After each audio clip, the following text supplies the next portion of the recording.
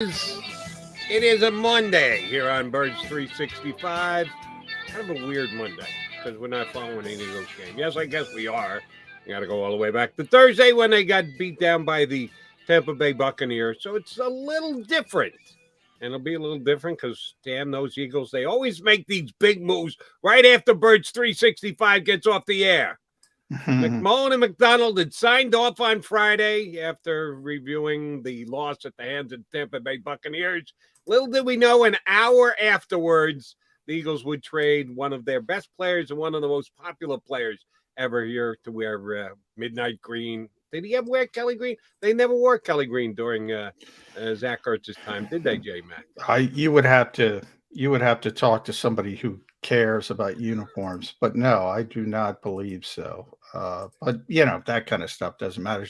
I do want to say before we get into Zach Ertz, because something did break while we are on the air, and that's that Lane Johnson is returning to the Eagles. Released a statement about 3 minutes before we came on the air. Let me just read it real quick for the fans. I would like to thank everyone for their understanding and support over the last 2 weeks. I appreciate the positive notes and messages as I've worked hard to restore my personal life. Depression and anxiety are things I've dealt with for a long time and have kept hidden from my friends and family. If you're reading this and struggling, please know that you're not alone. I'm excited to rejoin my teammates and coaches. I'm grateful for the entire Eagles community and look forward to continuing to play in front of the best fans in the world. So Lane Johnson is back as Zach Ertz unfortunately leaves, but obviously the latter a big positive for this Eagles team moving forward.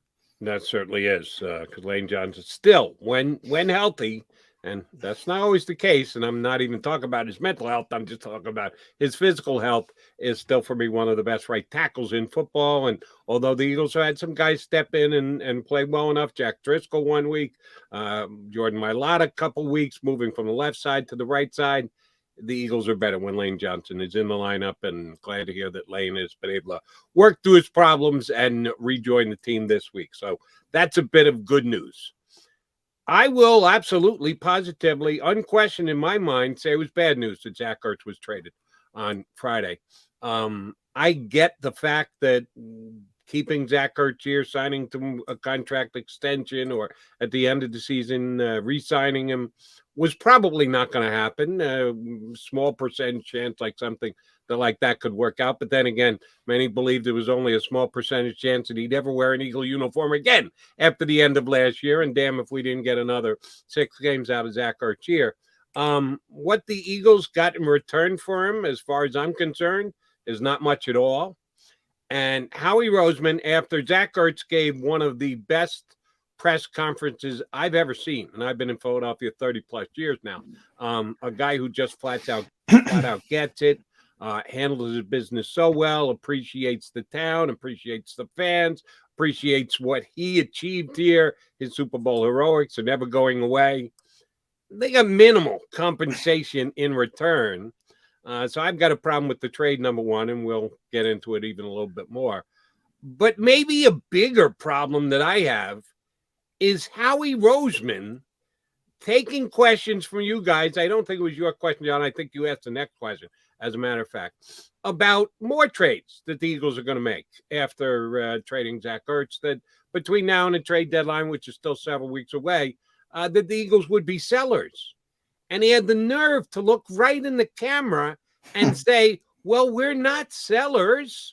We still believe in this season. The big game coming up against Vegas in the next. Stop. There's no way you can make the argument to me that the Eagles are a better team today than they were when they had Zach Ertz. They absolutely made a move for the future, and that, to me, designates you as a seller.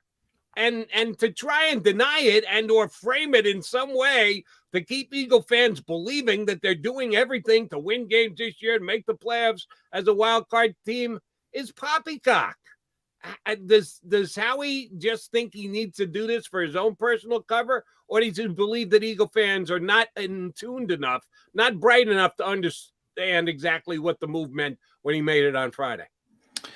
I think it's somewhere in between. I think it's a difficult PR hurdle to say we're sellers. We're not trying to win. I don't think you can do that in the NFL.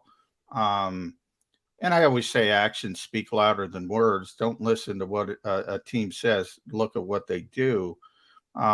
And we'll see. The NFL is not baseball. It's not basketball. You don't have this flurry of trades to begin with. It's gotten a little bit more as you gotten younger GMs who are more willing to do some different things. It's much better than it was in the past when it was virtually nothing. So you have that part of it as well. I mean, this is not a league generated where you can send 4 or 5 players away to begin with. So that's part of it that you throw into the mix as well. But more that you can't just say, especially in this town, you can't just say, "Oh no, we're done." And remember, the trade deadline is still early enough in the season in the NFL where you can say, and we've been talking about it. I can't believe people talk about playoffs, but if you add the extra wild card in, it's going to be about 500. Going to be 9-8. Going to be probably 8-9. That final team. So you could talk yourself into things that, oh, we got the soft part of our schedule. We just got through the difficult part of our schedule. The soft part of our schedule is coming up. So your fan base sees that and say, why can't we be that final wild card team? Now, I don't think the Eagles believe that, but you can't just go out and say, we stink. We're done. We're going to pull the plug. Fletcher Cox is leaving, blah, blah, blah. Also, you don't want to alert other teams and use your leverage. But I do think you're right. Howie Roseman got a lot of credit this week because Miami's so bad. They lose to Jacksonville, obviously, and essentially traded, he's getting Devontae Smith and a top 5 pick for Jalen Waddle or somebody, you could throw it that way. You could spin it that way. Well, by the way, Jalen Waddle is a pretty good player, but still a terrible trade for Miami. So he was getting a lot of positives for that trade, rightfully so. It was a very good trade. This trade was really bad. You go back to training camp, your guy, Chris Herndon from the Jets got a 4th round pick for Chris Herndon, who does nothing. Now, granted, he's younger. He's less expensive, so you have to add that in. But, Howie was talking about, I want a day 3 pick. We all kind of scoffed about that. This is behind the scenes. We all kind of scoffed about that. But we were thinking, as you were going to go on, if you're going to leverage Arizona, who thinks it's a contender and is probably right, and if you're going to leverage Buffalo, which is a contender, at the trade deadline or near the trade deadline, you got to get me a 4th round pick at the bare minimum. And he ends up getting a 6th round pick and a 6th round corner who they claim they like in the draft. And I'm sure they're right. Bottom line, you got 2 6th round picks for Zach Ertz. Was it a 6th or a 5th? A 5th. I'm sorry. You're right. A 6th and a 5th. So 2 late round picks. That's not good enough. That's not good enough for Zach Ertz. Now maybe Tay Gowan turns out to be a good player, but he wasn't playing in Arizona. He's a rookie player. They already have Zach McPherson, who was a 4th round pick. They already have the kid they picked up from Denver, Mac McCain, who hasn't seen the field. So they keep throwing these young corners in the mix. All right, maybe one of them hits, but it's certainly talking about down the line. It's not talking about right now. I'll tell you that. Agreed. And I did this math in my mind the other day when I was thinking about the trade. They get Arizona's 5th round pick as of right now. Well, Arizona's 5th round pick is basically a 6th round pick because they'll be picking dead last in the 5th round because they're the only undefeated team. So it's a 5th round pick, which is basically a 6th round pick. And oh, by the way, Howie Roseman gave up a 6th round pick for their 3rd string quarterback who hasn't seen the field. Has he been activated yet, as a matter of fact? No, he has not. But I don't have a problem with that. I mean, I don't have a problem with trading 6th, 7th round ever. I throw them around because GMs, they think, oh, let me get these extra picks. History is what history is. You can look at it. Occasionally you hit on a player late. The odds are not great. You can get a young quarterback. I don't have a problem with that. Either way, I mean, I don't think Gardner Minshew is going to be great for this team either. But I don't have a problem giving up a 6th-round pick. I have a problem accumulating 6th and 7th round picks and acting like it's going to do something for you. I have more of a problem with that, to be honest. Well, the point I was trying to make was in comparison value. Zach Ertz, who is going to be an Eagles Hall of Famer someday, and I talked about that, which I got to believe for Zach was a little uncomfortable. He's still playing. He's just played a game for the Eagles in which he scored a touchdown. He's going to go to Arizona. He's going to try and get back to a Super Bowl again, something he did quite successfully here. Thank you very much. And we're already talking about him going into the Eagle Hall of Fame X amount of years down the road. If that were me and I were a player and I was still in player mode, I would just feel really weird. And Zach gave a great answer.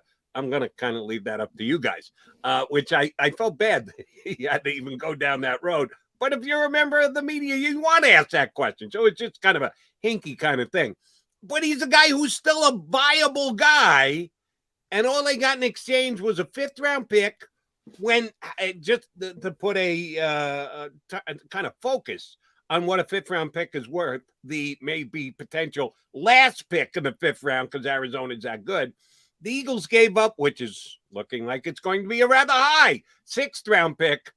Are you equating Zach Ertz to Gardner Minshew? Gardner Minshew can't even dress on Sundays as compared to the greatest tight end to ever play for the Philadelphia Eagles.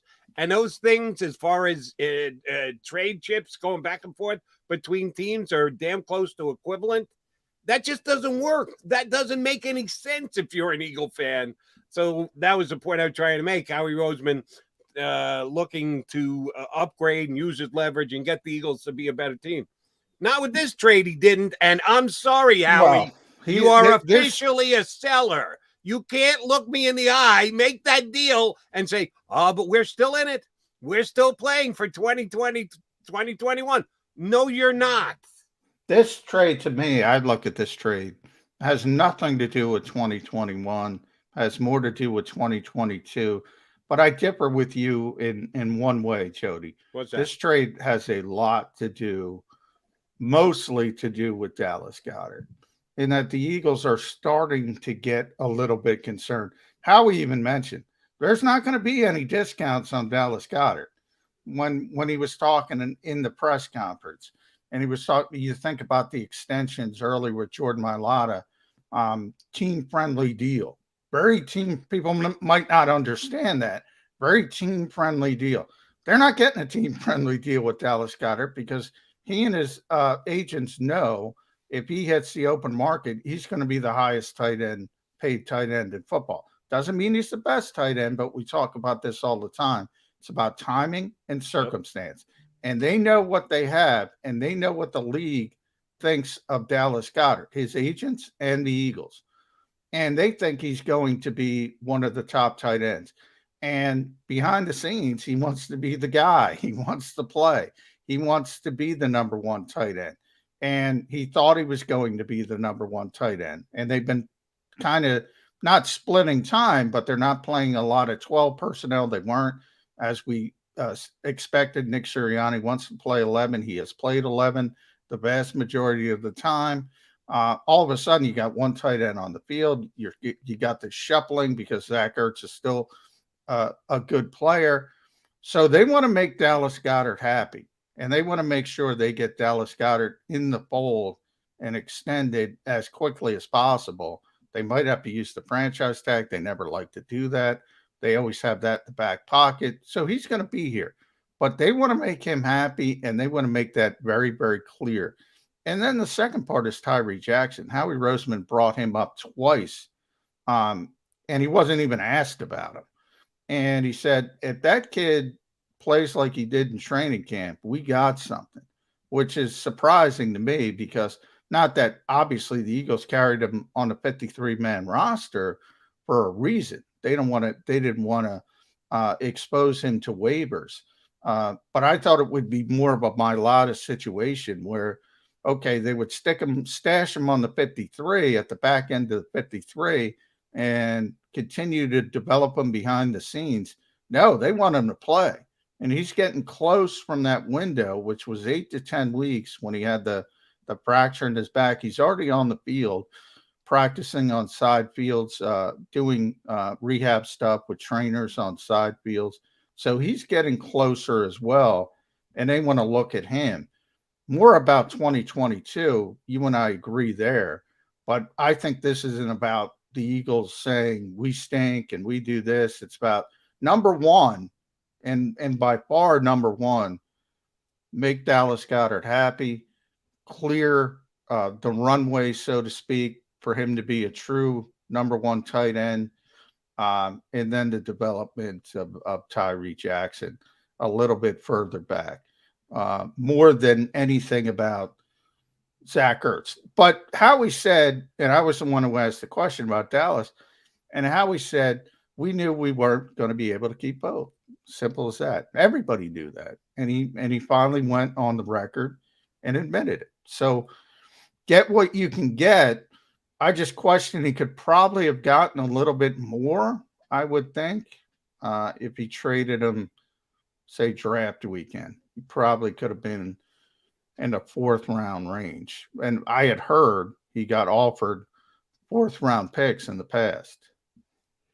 And he ends up, and if the kid Tay, the cornerback, turns into a player, then we may actually have to go back and reevaluate this trade. As of now, he hasn't been able to get a snap for the Cardinals. He's been on the roster and deactivated 5 straight weeks. And, oh, by the way, they've had injuries in their secondary, and he still couldn't get activated, which is not a good sign. But he's a rookie, so you're going to give him a chance, and he seems to be more like a zone rookie, and the Cardinals want to play a lot of man-to-man. He may be a perfect fit for the defense that they play here in Philadelphia. We'll have to see about that. But it is it's an ongoing evaluation. It's going to take a while before we can actually put a yay or nay, win or loss on this deal.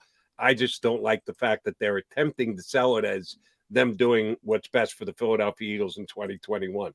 No, you're not. You're doing what's best for the Eagles in 2022, which means you're putting less of an emphasis on this season. And I'm sorry, Howie, you can say it till you're blue in the face.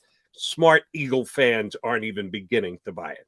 All right, he's John McMullen. I'm Jody McDonald. We're going to punch up our first guest, Scott Grayson from Fox 29, who came on with us way back in June. I had to go back and check my record and say, I think we had him on. I just didn't remember. I love that you have the record. I love that you have the record, by the way, Jody. You are the official record keeper. I try and keep track of these things, because if I don't, then I forget them. But if I write them down, I can actually go, oh, yeah, now I remember. And I remember having Scott on previously, and he's going to rejoin us. We got plenty of Eagles to talk about today. We'll do it next with Scott Grayson of Fox 29 here on Birds 365.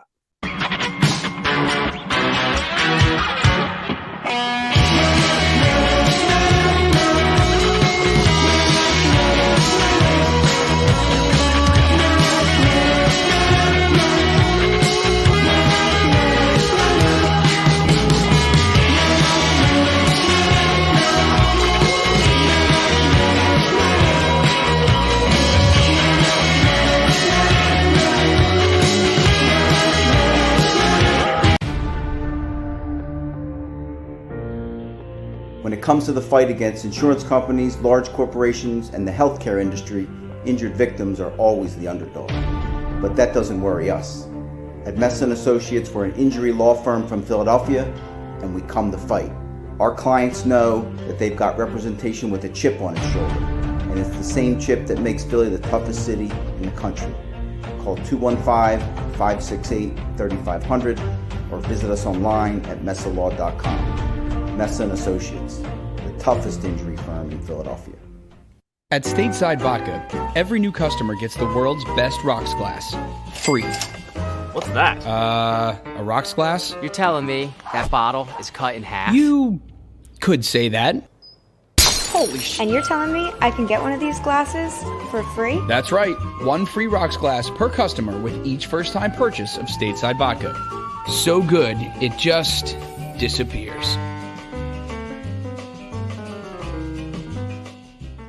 The International Brotherhood of Electrical Workers, Local Union 98, is a proud sponsor of The Labor Show with J. Doc and Krause every Saturday night from 6 till 8 p.m. IBEW Local 98's highly trained and superbly skilled electricians are the best in the business, setting the highest safety standards in the electrical industry. So when you're planning your next industrial, commercial, or residential project, choose an IBEW Local 98 union contractor. Learn more at ibew98.org. Go for the midnight dares. Go for the game. Go for the hits. Go for the fans. Go for the win. Go to Ocean Casino Resort. Book your trip at theoceanac.com.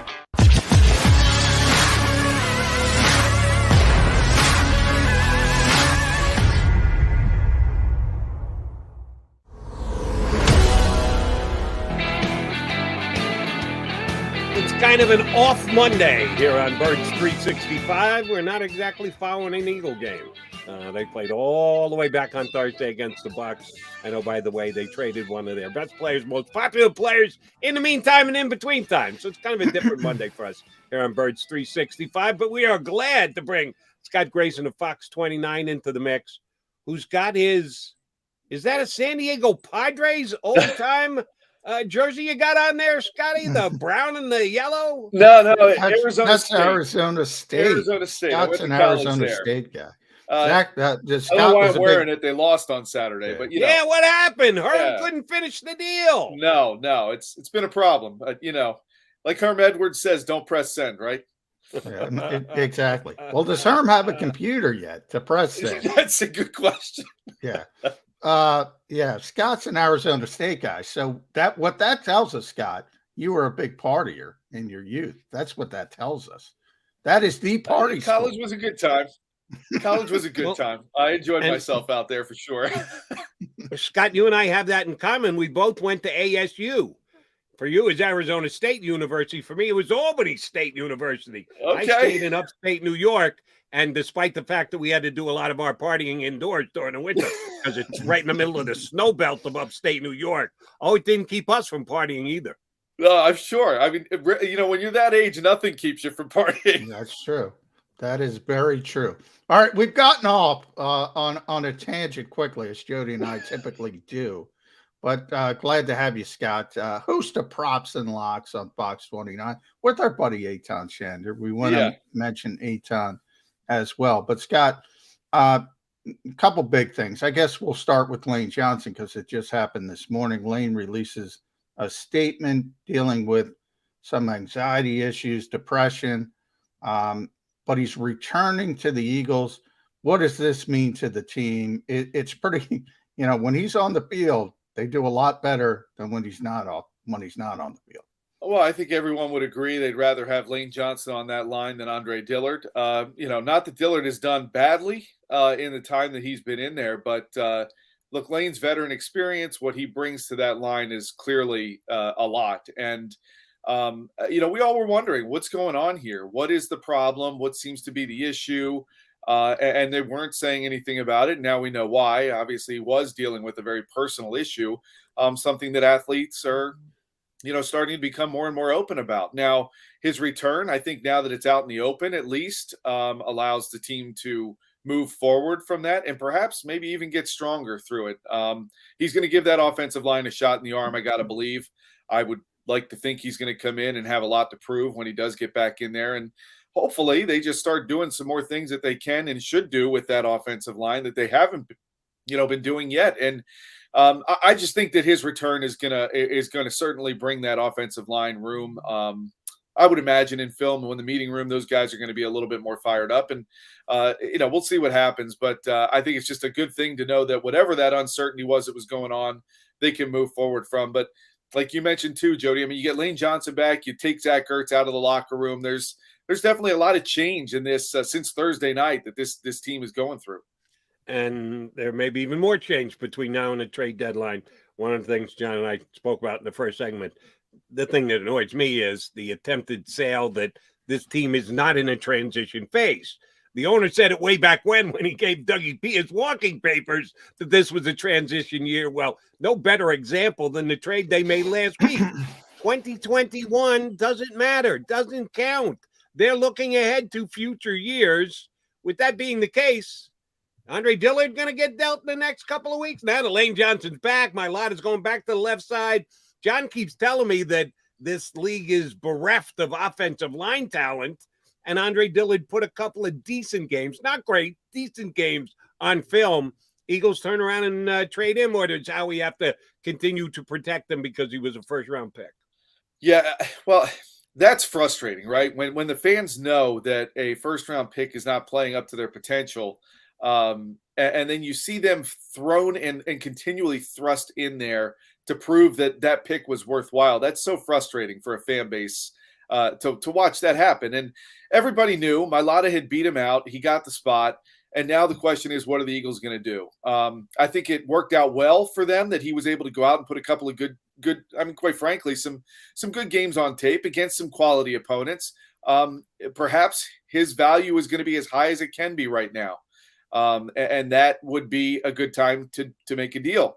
There are some deals they've made that are looking pretty good. I mean, that draft pick that they're going to get from Miami just keeps getting better and better. Yeah.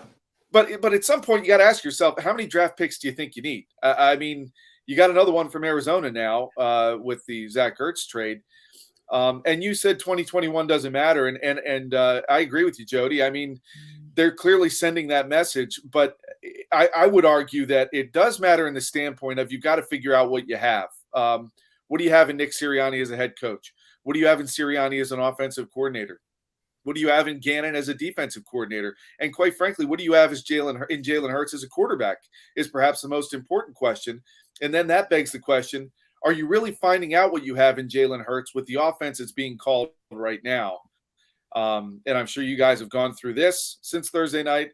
At this point, I am out on Sirianni as an offensive coordinator. I can't stand to watch this offense continue to be so inept. We ran something last night on Sports Sunday.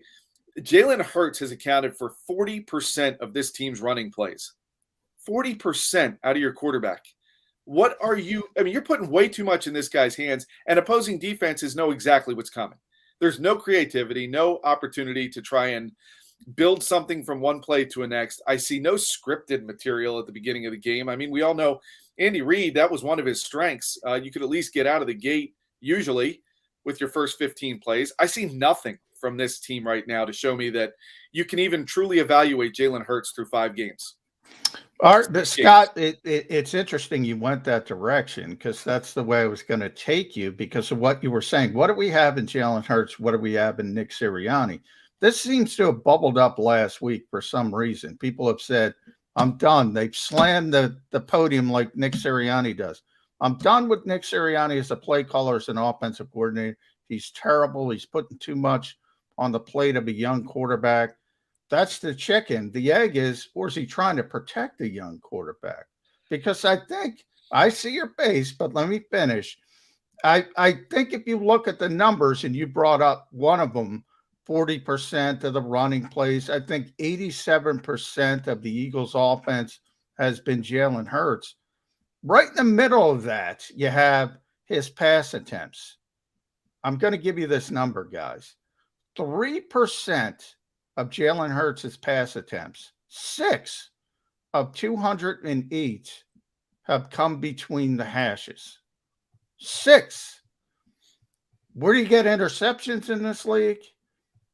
You throw in the middle of the field, you're inaccurate, tip ball, boom, up, safety gets it, ball's going the other direction. From my perspective, and I said this to Jody, and I'll throw it out to you, Scott, I think he's trying to protect Jalen Hurts too much. I think that's the problem. You lay out a very good point. I would counter with, up until Thursday, you had arguably the best 1-2 punch at tight end in the league, and your tight ends are going to be most valuable over the middle. You could argue, there've been a couple of games where they've used the tight ends well, but I would argue they haven't used them well enough. I would argue too that you've got to run the ball with your running backs to try to set up some things to set up your quarterback to be more successful, make things a little easier on him.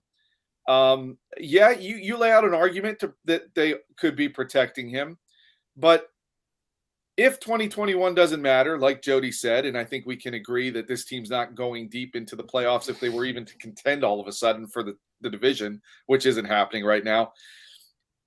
Don't you need to make things? Don't you need to run your offense? Well, that part I've agreed with, Scott. I've agreed with it. I said throw him in the deep end of the pool. Yeah. I don't think you're going to like the answer, but at least you'll have the answer. What you need, and isn't that like when the season began, I don't think anybody was sitting here going, hey, Super Bowl or bust.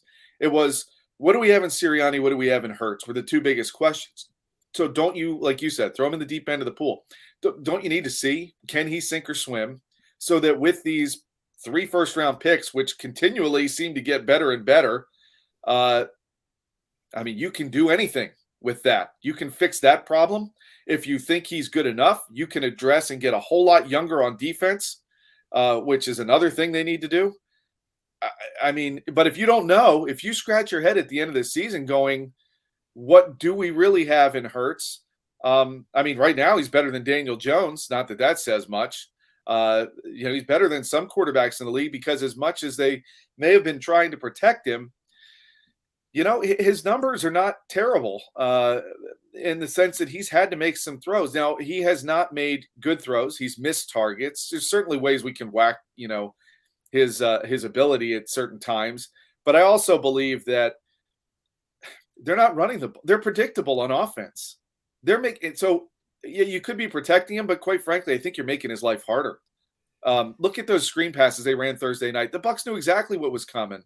The moment that he turned to throw it out to the flat, that defensive back was already in full pursuit and dropping them right away.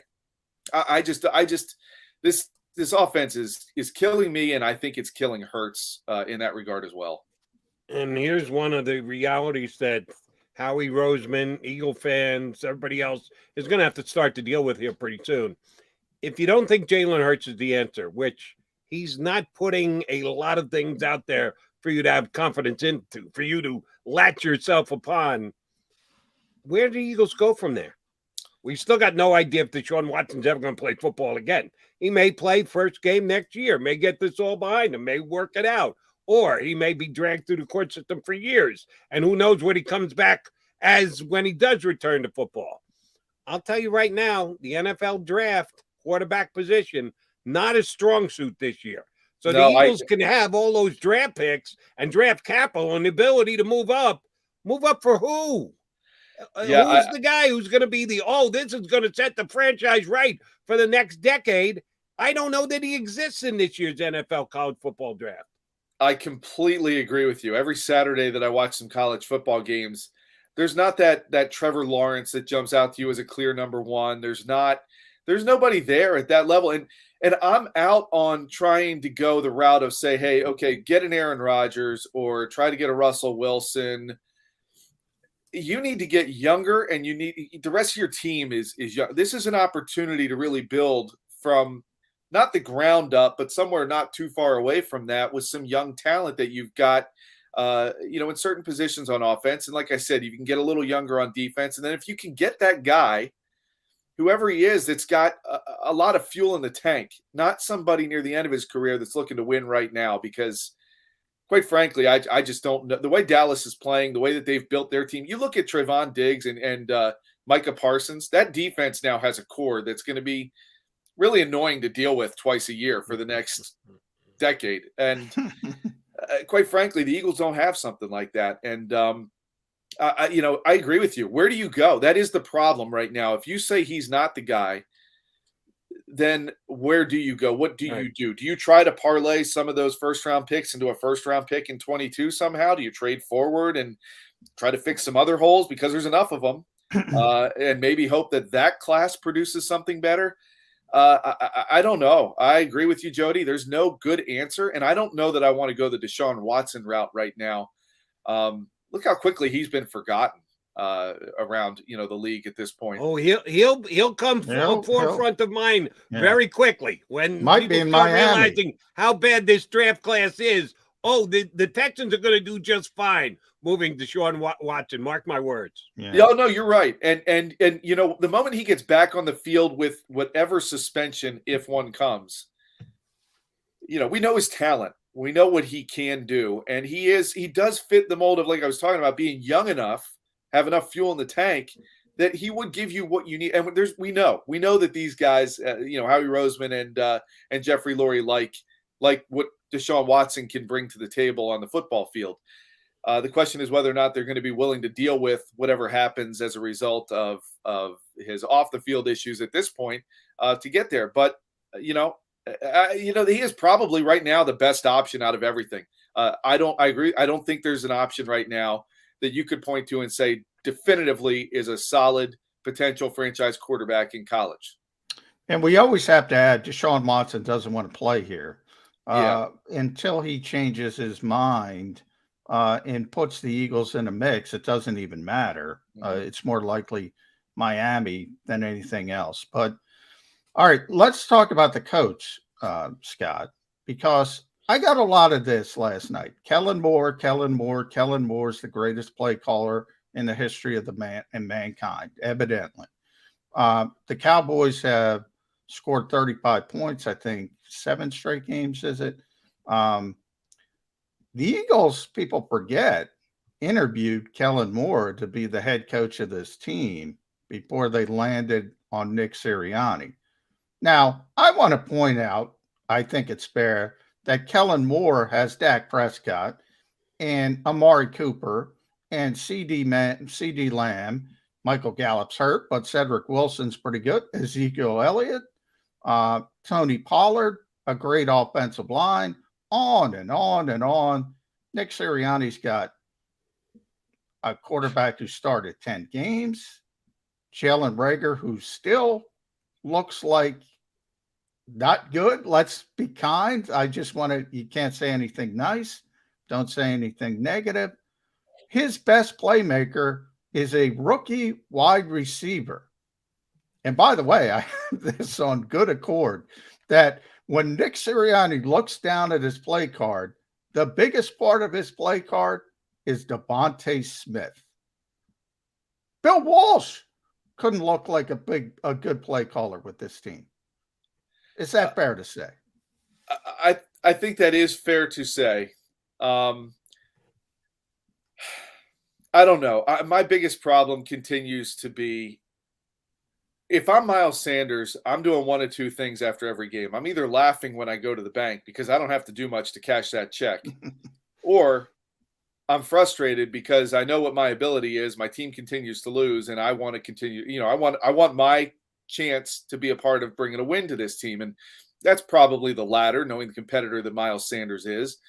But there's no doubt he's way underused, and I think, quite frankly, if when you talk about their offense, you have a potential 1-2 punch in him and Kenny Gainwell that I think could work decently if they would let it, and they just don't. They don't try to go there, and I was going back through some old transcripts from Sirianni from back in when he was first hired, then through the spring. There was a talk about, running the ball. And you watch Indianapolis yesterday. Look at what Jonathan Taylor did. What happened? Is there just that lack of faith in this running game? Is there that lack of faith in Sanders or Gainwell? I mean, pick one. I don't care who. Make them a feature back. Is there a lack of faith in the offensive line? It's easier for an offensive line. Keep going, Scott. Yeah, it's easier for an offensive line to run block, isn't it? I mean, most offensive linemen will tell you that. They just have to shoot off the ball, take care of their guy for a second, and the running back is by them, and the play, it's going. Why are they not? I mean, and this is my question for Sirianni that I would love to ask him, but why are you not making it easier on your offense to succeed? But, I mean, first down is a failure so many times. It's hard to get a first down if you can't even move the ball on first down. And then the penalties come into mind. And then that goes at the head coach himself. And, quite frankly, I think, when you have a bad game with penalties, if it's random and it's a total freak thing, that's on the players for not being disciplined in that moment, on them, mentally, whatever it was that was leading to it. When it happens week after week after week, to me, that's a coaching staff problem. That's not being addressed in practice. It's not being handled properly. There's no fear of committing that penalty again. I would have made Derek Barnett inactive for one game after some of the stuff he was pulling earlier this season, just to send him a message that I can't afford to put you even in uniform because you could hurt us. And there's just none of that. I mean, he wants to play rock, paper, scissors with everybody. That's great. It sounds good in the offseason. But when you're in the heart of battle here and you're in the heat of trying to win games, quite frankly, I wonder how close he's going to start to come to losing this locker room if this losing continues. Scott, here's one that John and I have disagreed on at times. The whole RPO aspect of the Eagles' offense. John says it actually makes the offense easier for the quarterback because all he does is read one guy and makes a decision off it. But here's my point. He has to make that decision. If you don't have an RPO incorporated into your offense, either you drop back and throw the ball or you drop back and you hand off the ball. You don't have to make a decision. The play is called for you. You're either going to throw it or you're going to hand it off. With an RPO, that's an extra added decision the quarterback has to make. Supposedly it's very easy, but it's just more of something is not necessarily good as far as I'm concerned. I'm not even saying wipe it out, that there's no more RPO. Can they just do less? Can every once in a while they have a basic play fake where the quarterback fakes the ball and he knows ahead of time he's going to keep it and try and throw it rather than have to decide, do I hand it or do I keep it? No, pre-write it, predetermine it for him, and let him go from there. That is bothering me about the Eagles offense right now. It's not even play calling. It's the fact they have this implementation that the quarterback's got to make a decision on all the time. I think it's got to be reduced starting now. I agree with both you guys, and here's why. First of all, play action is not illegal. Nick needs to know that. Number two, you have to run the ball for it to be effective with your running backs. But to get to your point, Jody, I agree with both you guys in the sense that the RPO is easier on the quarterback, but if what you're running is either RPO or quick screen pass outside, the defense can stop both at the same time because you are reading that one guy and they can take their linebackers and their defensive line and structure it so that they can stop the RPO while their defensive backs are able to handle that outside passing game. So, and this is what I saw a lot in the first half on Thursday night. If you're running either one or the other, you can defend both at the same time, and that's what Tampa was doing. You talk about doing some good scouting and knowing what was coming. And the players were trying really hard not to say after the game that they felt like Tampa knew it was coming. But if you read between the lines, I felt like I was hearing that from some of those players. No, Jordan Mailata came right out and said that. Exactly. It seemed like they knew it was coming. Yeah. And as soon as he said it, I was like, "Ooh, he's going to get a special conversation after the game, or later that week with his coaching staff." But it looked that way, right? And so the RPO is designed to be easy. Look, Nick Foles ran it with success. It should, with a guy with Ertz speed and ability, it should be able to be a successful play. All you need is 3 yards to at least break even on a play. And you do that 3 times in a row, and you're pretty close to getting a first down, right? It's simple math.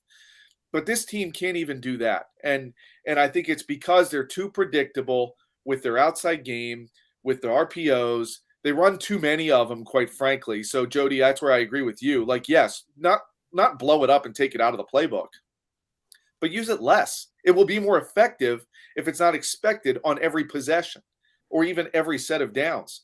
Some other stats that kill me on this offense. This team is almost last in the league in time of possession. You are now putting that defense out on the field for that other remaining time of the game. They're naturally going to wear down. This team is awful on third down. They're one of the worst in that category as well. They've run almost the most third downs in the league. So not only are they not getting first downs, but they can't even get them before third down and fourth down. And there's just, so many issues here. And then you get into the issue, and this is my biggest thing that I'm looking for this weekend from both Sirianni and Gannon, talking about next weekend against Vegas. Did you really do some self-scouting? What did you learn? Because if you learned anything, we should be able to see it pretty quickly in the way that you're calling the game on both sides. Why are these corners playing 8 yards off? You have weak linebackers, and you're not doing anything to help set them up for success.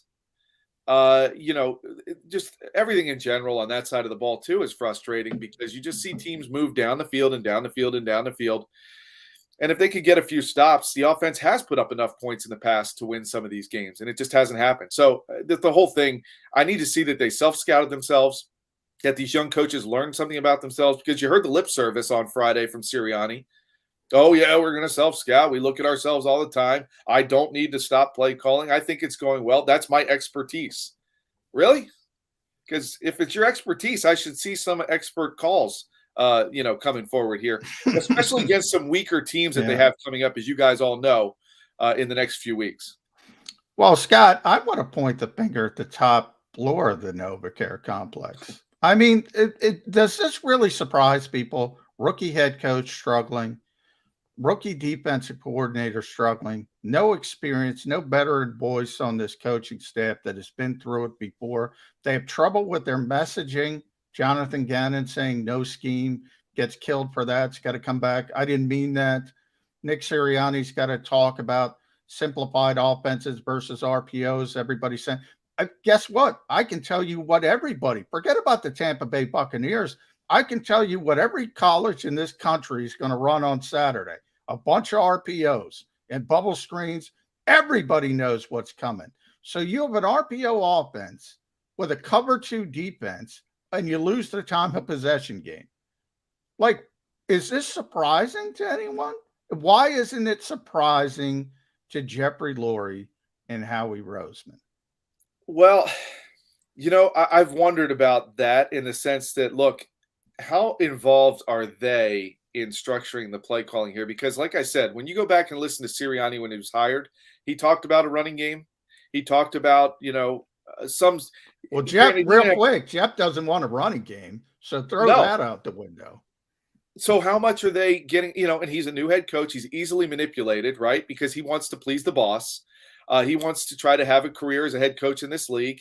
Well, you need to keep your job in order to continue to potentially play it forward and get another one at some point.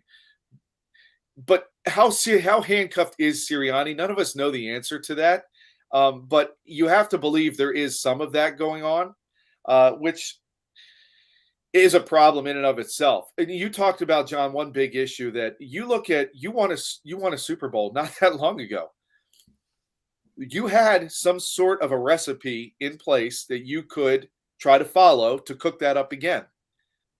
That included a new head coach, a rookie kind of head coach with a veteran voice. Jim Schwartz was that guy. He had head coaching experience before. He was able to be some sort of a help for Peterson, particularly early on with some of that stuff. I thought for sure they were going to follow that mold again with this coach. And it went totally the opposite direction. So, there's the definition of insanity, doing the same thing over and over again, expecting a different result. Well, you had a good result with something you did in the past, and you didn't do it again. So what are you doing? It seems more and more that this owner is way too involved in the day-to-day stuff. There's this Miles Sanders on his radio show earlier this past week talked about how when he went out of bounds, you remember in the Carolina game, that the owner came to him after, Lurie had saw him after the game and said, good job, but hey, don't go out of bounds anymore. That's not the owner's role. You can't just, his job should be, hey, good job, way to get the win. You have an issue with that. It should go through the coaching staff, really through Howie down to the coaches to, there's a problem here. And then you play it forward. These players all talk, right? What's it like to play there? What's it like to play for those fans? Well, what's it like to play for that owner? And is that going to be a problem when you start talking about free agents down the road? How much does that play into things? Why does Deshaun Watson not want to come here? Is stuff like that part of it? It really begs a lot more questions up there. And at some point, you got to stop putting the earplugs in if you're Jeffrey and listen a little bit, because not everybody around here is totally stupid. This fan base, these people, us in the media, I'm not saying we're brilliant, but we tend to have good ideas every now and then. Be open-minded, listen, use it to your advantage, try to make things better. And you just don't see any of that happening in that front office. Scott, I want to follow up on something you just said. First and foremost, even though I get your point that you don't really want the owner commenting to players about plays on the field, not his job. Well, he's the owner. His job is whatever he says it is. And oh, by the way, Miles going out of bounds was so egregious. I don't have a problem with Laurie pointing it out to him. Totally agree. But about Sirianni and his relationship with the players. We had a NFL head coach yesterday completely throw his quarterback under the bus. Dan Campbell of the Lions said, yeah, Jared Goff's actually got to kind of step up at this point. Really? Your team stinks. He's got no wide receivers whatsoever. You're going to put it on the quarterback, coach? Why, because he didn't bite somebody's kneecap? But I digress about Dan Campbell. Not a big fan. But I'm telling you, he's going to lose the locker room. That's a foregone conclusion. He just took his quarterback and threw him under the bus after 6 games. Sirianni hasn't done that. Sirianni has played it well. Sirianni has taken his players' backs. Can we look at that as one plus? That at least he seems to have the guys in the locker room behind him. We can question his play calling. I'm questioning the heck out of RPO is the only way to win in the NFL. But at least it seems like the guys still have his back because he still has their back in the locker room. Is that fair to say? At this point, yes, I think it is fair to say. And that's why I said I'm out at this point on Nick Sirianni, the play caller, or the offensive coordinator. I'm not out yet on Nick Sirianni, the head coach. I think you truly need to let an entire season, and in fairness, probably even more than that, play out with a guy who's doing it for the first time. You're right. He has their backs. What I'm getting frustrated with, I think, is that he's not pointing the finger at himself at this point. And I think a little bit of that could go a long way in terms of the locker room. He's not going to lose the young players. Those guys are still learning what the NFL is about. It's the guys like the Fletcher Coxes, the Jason Kelce's. I would have said Zach Ertz, but now he's gone. Those kind of players that a Rodney McLeod, even a Darius Slay, like those guys are the guys you want to make sure you keep. With your messaging. And at this point, from what we've heard, from what we've gotten, it seems like that's still intact. But that's where I say, when you look at it, these guys are smart enough to know, look, we just faced the Super Bowl champs in the Bucs. That Dallas team, that night, clearly the Eagles weren't ready to play. I don't know what would have mattered the way Dallas is playing right now. So you look at some of these games and you say, okay, well, they probably weren't going to win them anyway. But it's these next ones. That's why I say this is a key stretch. You're talking about, Vegas is potentially beatable because you don't know what's going on out there. They did have a good game yesterday. They bounced back. How much of that was emotional for what they went through? Who knows? They're beatable. The Lions, as you just documented, I mean, if they lose that game, which scares me because it's on Halloween, but if they lose that game, that's the one where you could really see that locker room implode, especially if they lost in Vegas and lose that one. Now you're 2-6. I think this is an important stretch coming up in terms of that aspect about whether this, because as we all know, that there's a lot of winnable games on the back half of this schedule. They could finish this thing respectable for sure. And you never know if Dallas somehow trips and falls and gets major injuries, or Dak was in a walking boot last night. I mean, there's a lot of season left to play. But you don't want to lose that locker room. I think it's important for him as a head coach if he's going to build anything moving forward. And like I said, players talk, right? They all talk. They have friends on other teams. And at some point, some of them are going to be free agents. When they say, hey, what's that coach like to play for? You want to hear, oh, he's got our backs. He defends us to the media. He will not throw you under the bus, whatever.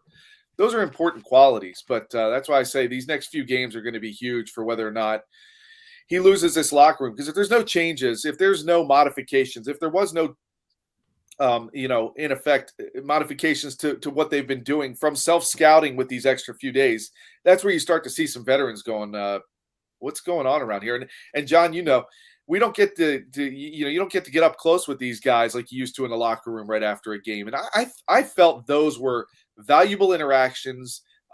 Just what you observe, the body language you see as you're talking to these guys, not via Zoom like we are, or that kind of thing right now.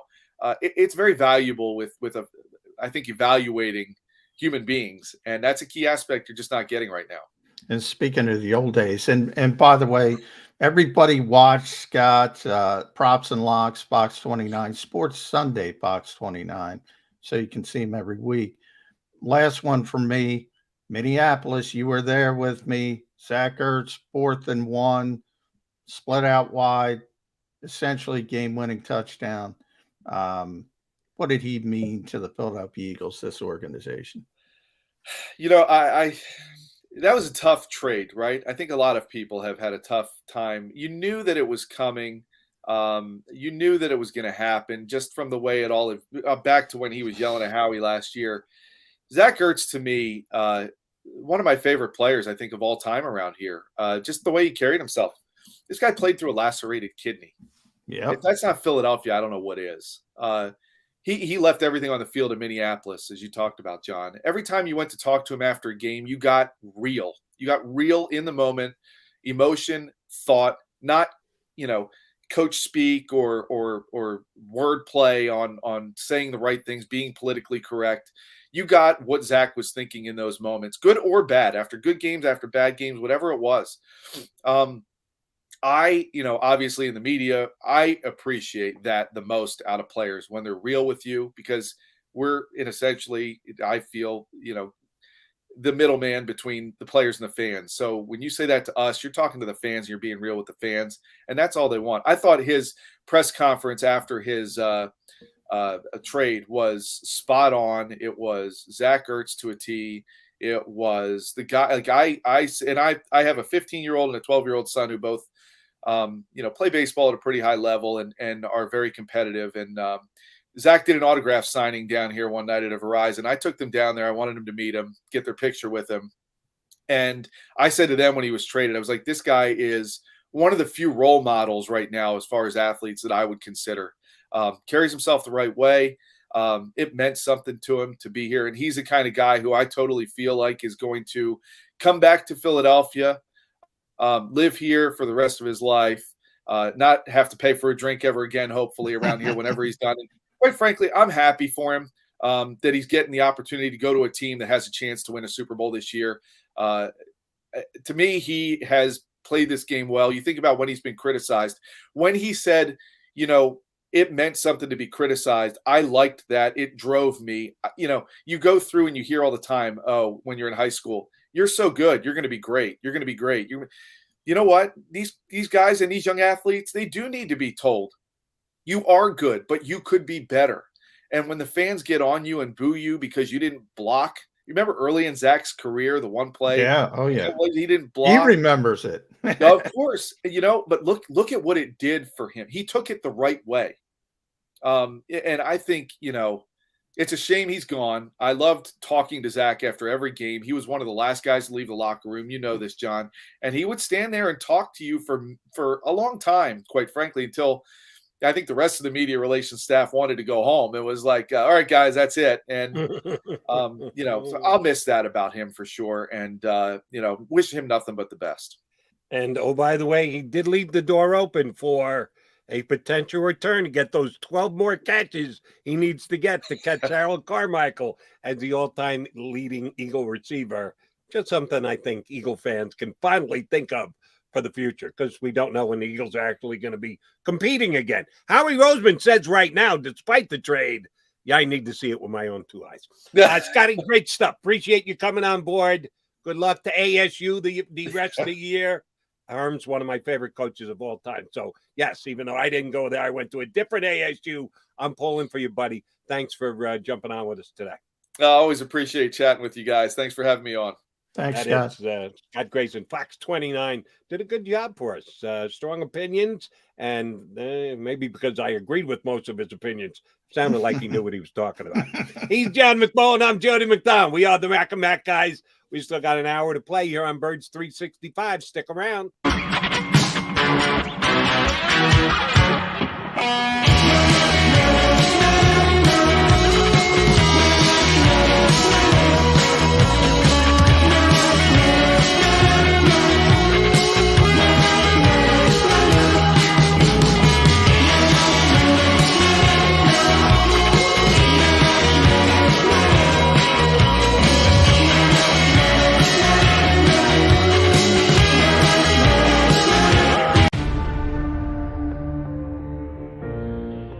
When it comes to the fight against insurance companies, large corporations, and the healthcare industry, injured victims are always the underdog. But that doesn't worry us. At Messa & Associates, we're an injury law firm from Philadelphia, and we come to fight. Our clients know that they've got representation with a chip on its shoulder, and it's the same chip that makes Philly the toughest city in the country. Call 215-568-3500 or visit us online at messalaw.com. Messa & Associates, the toughest injury firm in Philadelphia. At Stateside Vodka, every new customer gets the world's best rocks glass, free. What's that? A rocks glass? You're telling me that bottle is cut in half? You could say that. Holy shit. And you're telling me I can get one of these glasses for free? That's right. One free rocks glass per customer with each first-time purchase of Stateside Vodka. So good, it just disappears. The International Brotherhood of Electrical Workers, Local Union 98, is a proud sponsor of The Labor Show with J. and Krause every Saturday night from 6 to 8 p.m. IBEW Local 98's highly trained and superbly skilled electricians are the best in the business, setting the highest safety standards in the electrical industry. So when you're planning your next industrial, commercial, or residential project, choose an IBEW Local 98 union contractor. Learn more at ibew98.org. Go for the midnight dares. Go for the game. Go for the hits. Go for the fans. Go for the win. Go to Ocean Casino Resort. Book your trip at theoceanac.com.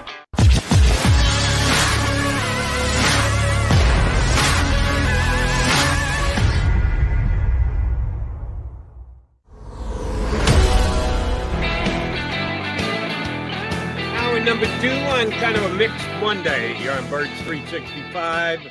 Not post-Eagles Sunday action, post-Thursday action, which makes it a little bit different. Oh, by the way, other things happening around the Philadelphia Eagles, like the Friday trade of Zach Ertz, which John and I have already broken down for you. We'll continue to do so.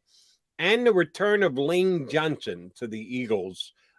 Put out a missive on social media that he is rejoining the team, thanking everyone for understanding what he was dealing with off the field, depression and the like.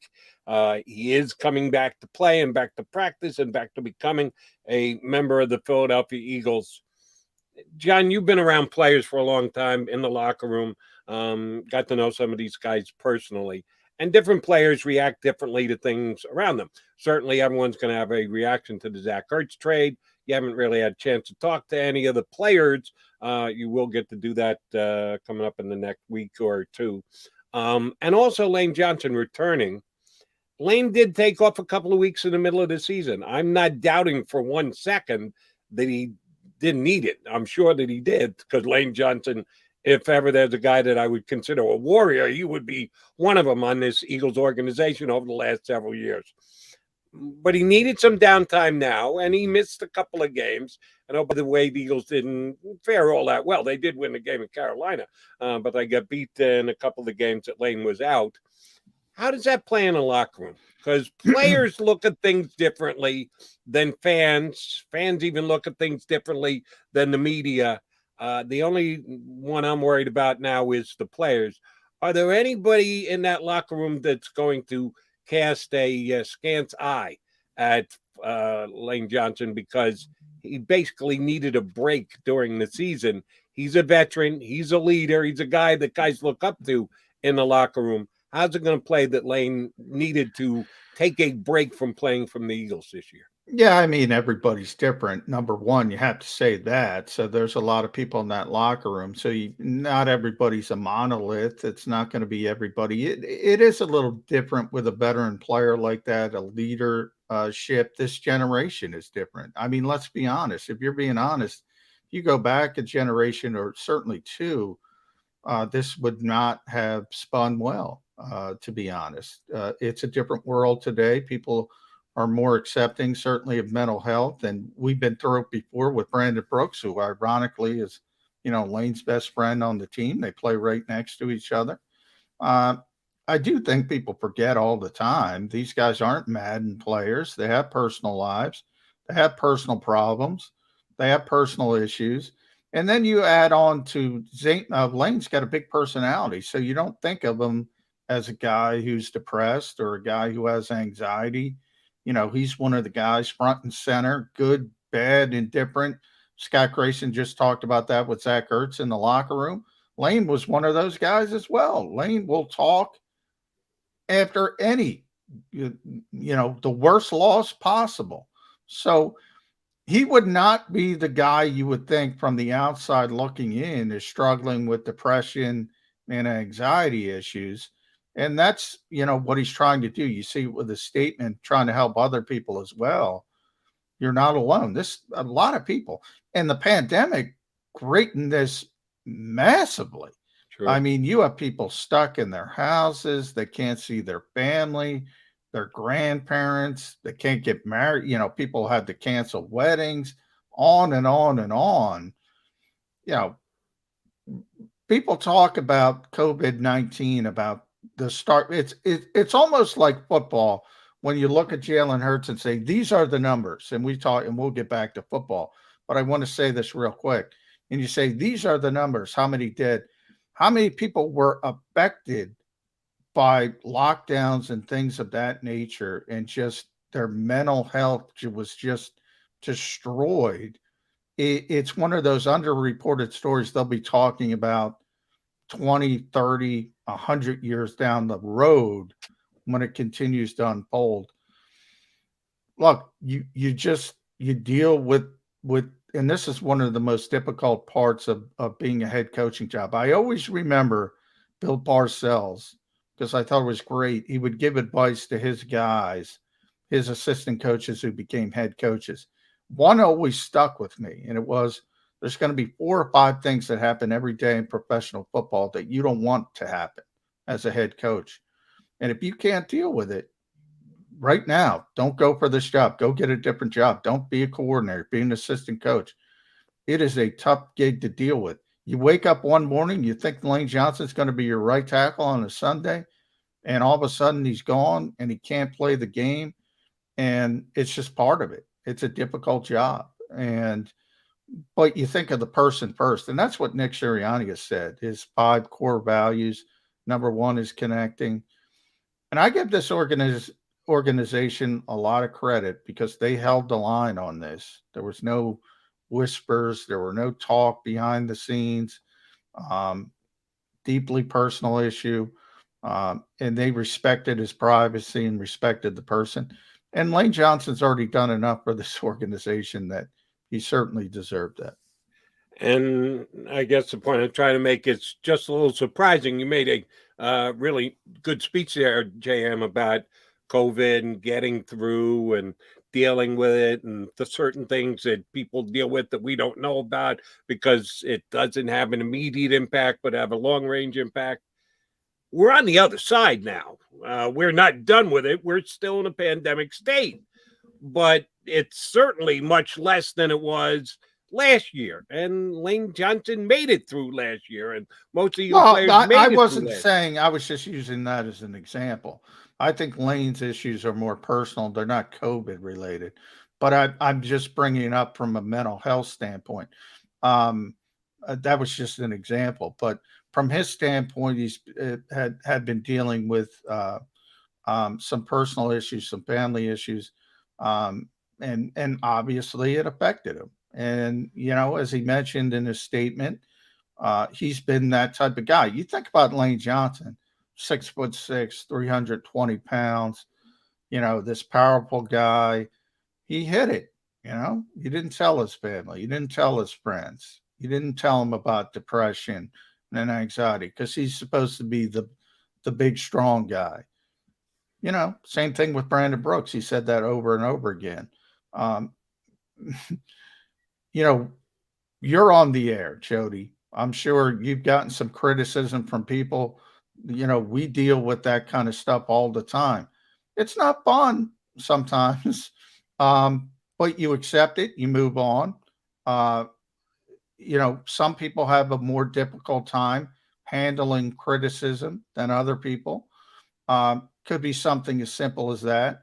Anxiety is a real thing, though. And when somebody sticks 50 microphones in your face, it can be overwhelming at times. It's part of the gig. If you're going to be a media member, if you're going to be a starting offensive lineman, an all-pro offensive lineman, yeah, criticism is going to come your way. Expectations are going to come your way, and you might not live up to those expectations week in and week out, game in and game out.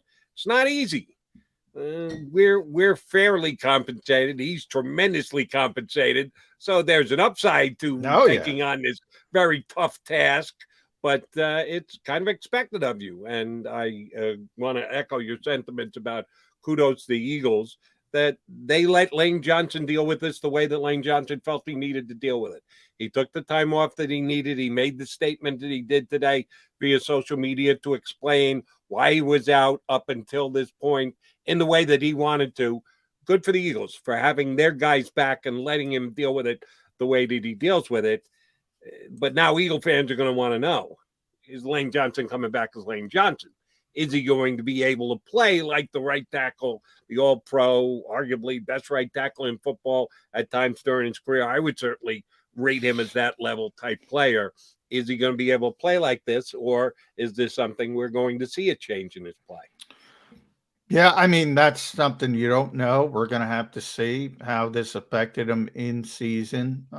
We did talk a little bit just from a football perspective. I don't know if he can trade Andre Dillard now, even though it would be probably a good time after he's been on the field and at least put together some decent tape while the Eagles had the injury issues with Jordan Mailata and then the personal issue with Lane Johnson.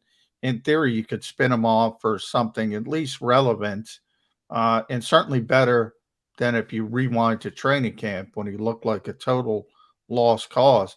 But I don't know if you can do that now because you have to start thinking about, well, what's Lane Johnson moving forward as well? Because it's not only the personal issues, a lot of injury issues as well. That ankle is still swelling up on him when he plays.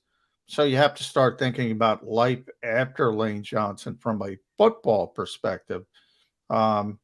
And then you start thinking, all right, well, if Andre Dillard can play left tackle, Jordan can play right tackle. Maybe that's our long-term plan. I don't know if you can deal Andre Dillard now. Yeah, I got no problem trading Andre Dillard. This is one where you and I separate. You still think Dillard's got some skills. I think he's a stone-cold bust. I think anything that he has accomplished on tape over the last several weeks should be taken advantage of. This is one where I give you my blessing, Howie. I didn't love the Zach Ertz trade. It annoys me. Well, you haven't seen, I will say this, Jody, you haven't seen LaRaven Clark play yet. or Jack Driscoll play 16 games. It is what it is. I hear what you're saying. I mean, if you want to take advantage of it and you've made that assessment, you should trade him. So if the Eagles have said, okay, this guy can't play, they should trade him. Yeah. They should try to take advantage of it. That's my evaluation. It might not be the same as Howie Roseman's. I know it's not the same as yours. I think the kid can't play. And I think the reason why he is still here, and this has been an ongoing criticism of Howie Roseman of mine, where a player is drafted is a player's evaluation is taken through that scope, more so here than any other football team I've ever followed. That they cling to the fact that they need to justify where someone was drafted more so than any other team I've ever dealt with before. And I think that's the case with Andre Dillard, that he's still being given chances because he was not only a first-round pick, he was a first-round pick they traded up for, and they are still trying to justify and defend that selection when I say it's absolutely time to cut ties and move on. Well, I will say this, but one, I disagree. I think the Eagles are, I think every team does that. I think the Eagles are the same as every other team, number one. Number two, and they do it, but so does everybody else. So I always like to put the context of the rest of the league in as well. I don't think they're worse than the rest of the league. I do. Take me out of it, take Howie Roseman out of it, and we always talk about Pro Football Focus, and it is what it is. There's some good, there's some bad, but there's 32 teams in this league. That means there's 64 starting tackles in this league. I'm just looking it up as we speak. They have Andre Dillard at number 24. Now, tremendous. That means Howie Roseman should be able to get something for him. If that's the case, if you're telling me he's in the top half of the starting tackles, and he hasn't played every single game, so it's a smaller sample size. It's a small sample at 6 games. It's and an even smaller sample I'm the first because he didn't play those 6 games. And I'm the first to say no DeMarcus Lawrence in Dallas, no Frank Clark against Kansas City. That enters into it as well. But when he's been out there, and that's what Scott Grayson said, when he's been out there this time, he's been good enough to win with. He hasn't been the problem. But you have to add all that into it, and the fact that it is a smaller sample size. Can he continue to play at that level?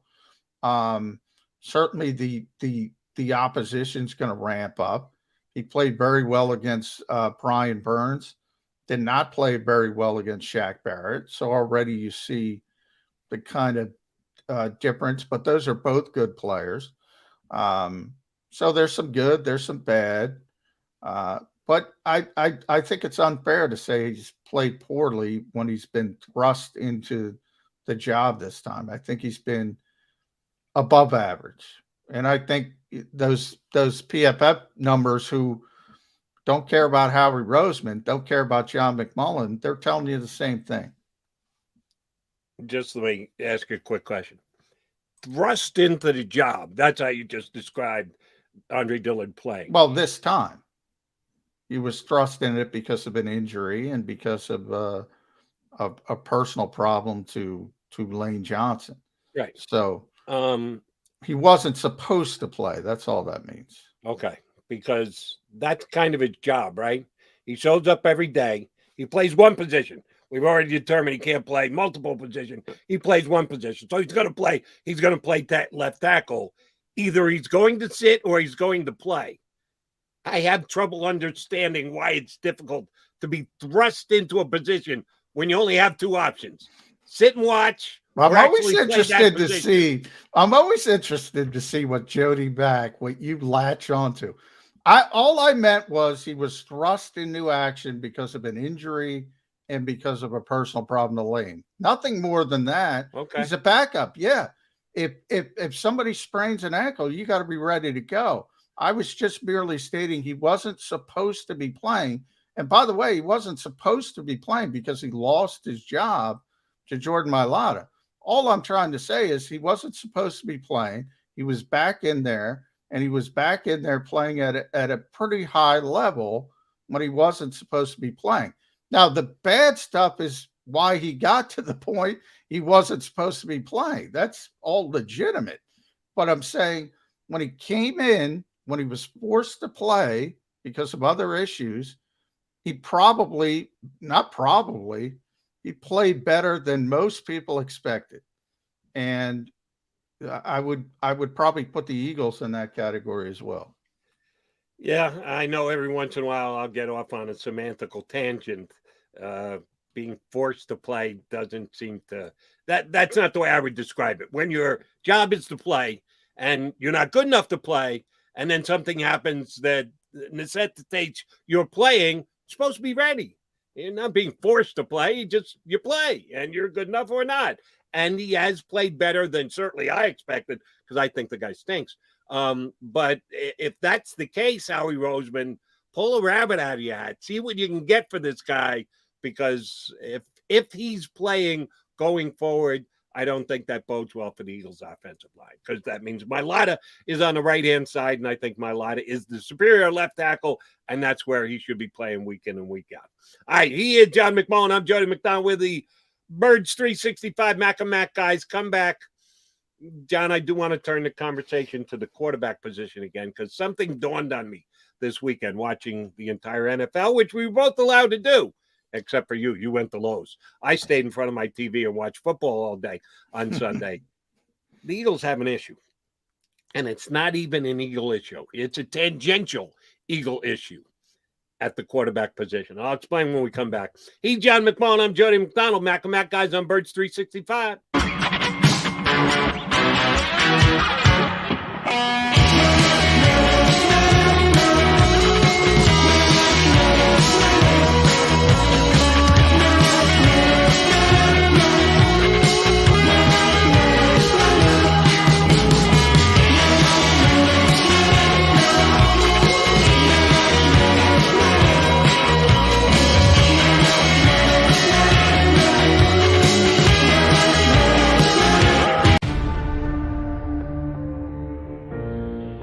When it comes to the fight against insurance companies, large corporations, and the healthcare industry, injured victims are always the underdog.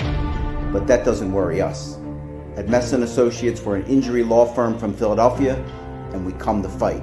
Our clients know that they've got representation with a chip on its shoulder, and it's the same chip that makes Philly the toughest city in the country. Call 215-568-3500 or visit us online at messalaw.com. Messa & Associates, the toughest injury firm in Philadelphia. At Stateside Vodka, every new customer gets the world's best rocks glass, free. What's that? A rocks glass? You're telling me that bottle is cut in half? You could say that. Holy shit. And you're telling me I can get one of these glasses for free? That's right. One free rocks glass per customer with each first-time purchase of Stateside Vodka. So good, it just disappears. The International Brotherhood of Electrical Workers, Local Union 98, is a proud sponsor of The Labor Show with J. and Krause every Saturday night from 6 till 8 p.m. IBEW Local 98's highly trained and superbly skilled electricians are the best in the business, setting the highest safety standards in the electrical industry. So when you're planning your next industrial, commercial, or residential project, choose an IBEW Local 98 union contractor. Learn more at ibew98.org. Go for the midnight dares. Go for the game. Go for the hits. Go for the fans. Go for the win. Go to Ocean Casino Resort. Book your trip at theoceanac.com.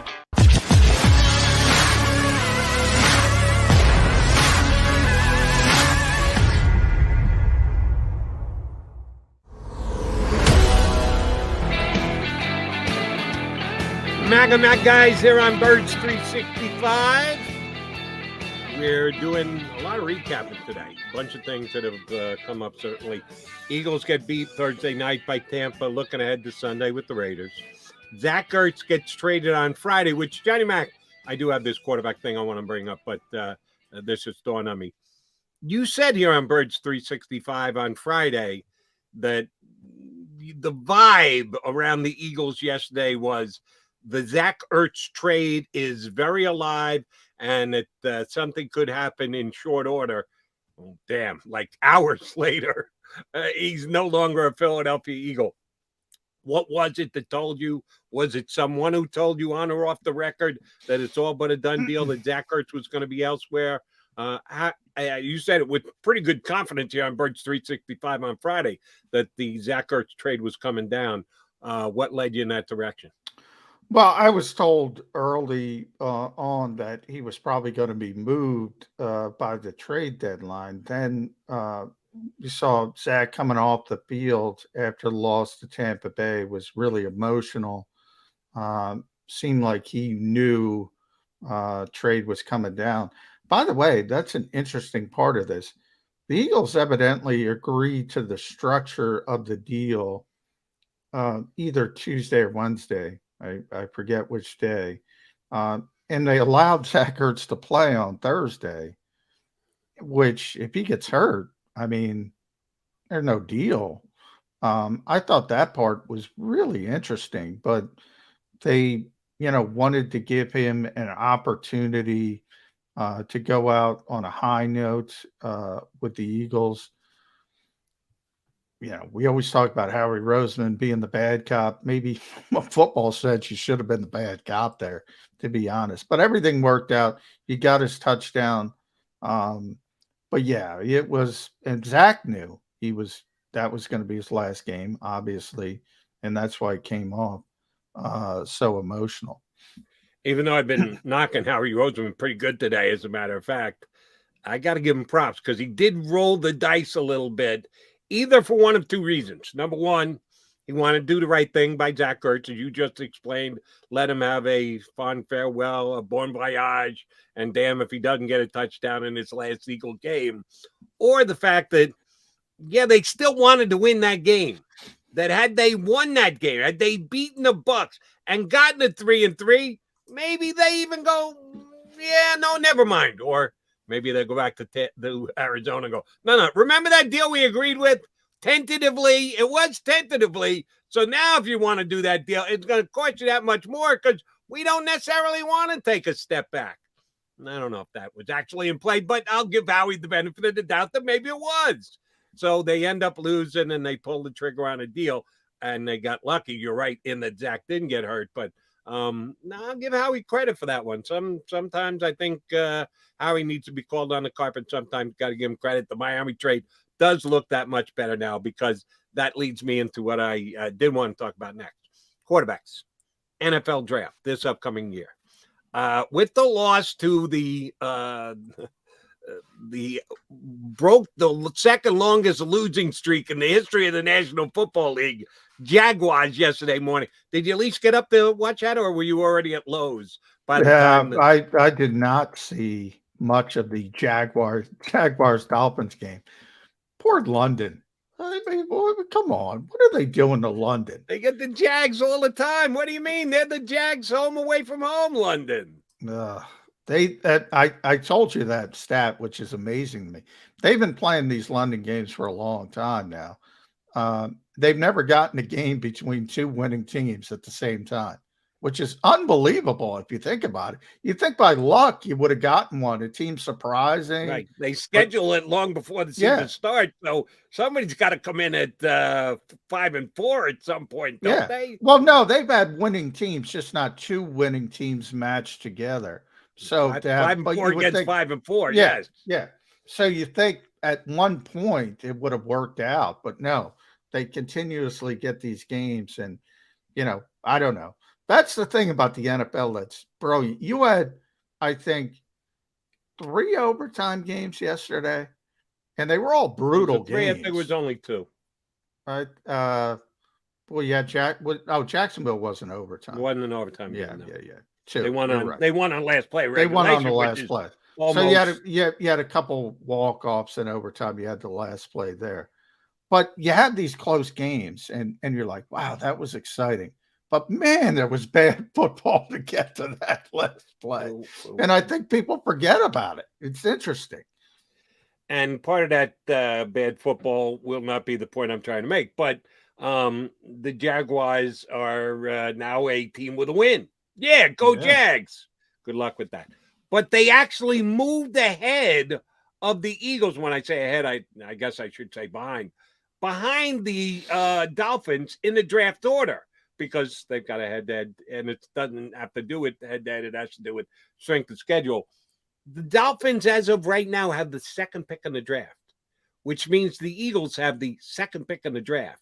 Now, I actually think the Dolphins are better than their 1-5 record. And, oh, by the way, Tua Tagovailoa threw for over 300 yards. It was the Dolphin defense which kind of let them down. And Trevor Lawrence made some nice plays. Give him credit. That's going to be a really nice, really high pick for the Eagles that they got from the Dolphins in Howie Roseman's best move in the last 12 months when he made that draft day trade. I checked Tankathon, NFL draft, percolator, whatever it is. The 2 other potential first-round picks, which, oh, by the way, Johnny Mac, nice win, Carson Wentz yesterday. They get That's to a 2 good and 4. win, man. That's a good win. Exactly That right. helps. Tennessee's got Buffalo Yeah. tonight. No, I don't think they're winning, so they're going to fall to 3-3. I told you, they're getting a first-round pick. The Colts are not going into tank mode to protect that pick. They're going to be in the race. Well, I'm close with you enough. now. I'm with you now. I think people didn't realize that. They were like lose, lose, lose. No, you got to throw a win in there. Occasionally. You got to tick in a win every once in a while. You're correct. And they're going to be fine because they got Houston, who they beat down yesterday. They got them one more time. Then they got the Jags twice. Oh, they got a schedule where they're going to get some wins that are going to be just good enough to keep them in that mix. Tennessee is just mediocre enough that they're not going to run away and hide in that division. Oh, the Colts are going to play Carson Wentz all year long. They're going to get a first-round pick. Mark my word. But that unless pick, he gets hurt, which you always have to throw in there. Right, unless he gets hurt, because Carson has kind of a history of getting hurt. You are very correct there. I forget which one it was. Miami was 2, and either the Eagles were 8 and the Colts were 9, or the Colts were 8 and the Eagles were 9. So as of right now, well, I'm looking at Tankathon right now. They have Miami at 3, so I don't know, but either 2 or 3, I guess. They have them at 3.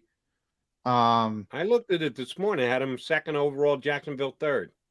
Yeah, they have Jacksonville 2nd right now. I got it up right now. Miami 3rd. Eagles 8, Colts 9. 8-9. Yeah, that's what I said. I didn't remember which was which, whether it was Eagles ahead of the Colts or the Colts ahead of the Eagles. Either way, it's 8-9. Doesn't matter. Those are 3 pretty damn good picks. So you're going to have the ability to be very aggressive on draft day. What quarterback are they being very aggressive for on draft day to be able to grab? Yeah, well, that's the question. Right now, nobody has captured the imagination, but it's very early. Here's the thing, Jody, and we see this every year and everybody forgets, and we get into the draft hype process, which is really, I'm going to put the media aside because you have this cottage industry of draft sites and draft nicks, and some of them are really good. We have them on this show. Some of them aren't really good. We don't have them on this show, but you get the point. I mean, there's only so much information you can get outside the organizations. Organizations will talk themselves into quarterbacks. We know this. We see it every year. Right now, the kid from Ole Miss that you hyped up a couple weeks ago is probably, I think, number 1. I can't believe how bad Spencer Rattler has fallen. He'll probably have to transfer at this point and go play somewhere else in college and build himself back up, sort of like Jalen Ertz did in his ship from Alabama to Oklahoma. Right now, it's not looking good, but somebody's going to go up the board. Somebody's going to be there.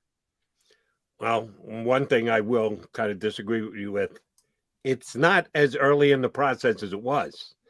These teams have now played 6 games. The college football season is 12 games. So we're halfway through most of these kids' seasons. Now, there's a bowl game afterwards, and then there's the all-important combine and individual workout. Well, exactly. That's what I'm talking about. I'm talking about the off-season stuff. That's what I'm talking about. Understood, but if you don't have a competent season, you don't even get to the Senior Bowl and the draft combine and the like. It's a really low crop right now, John. Yeah, Matt Corral is the absolute number 1 pick. There's not even a debate as far as I'm concerned.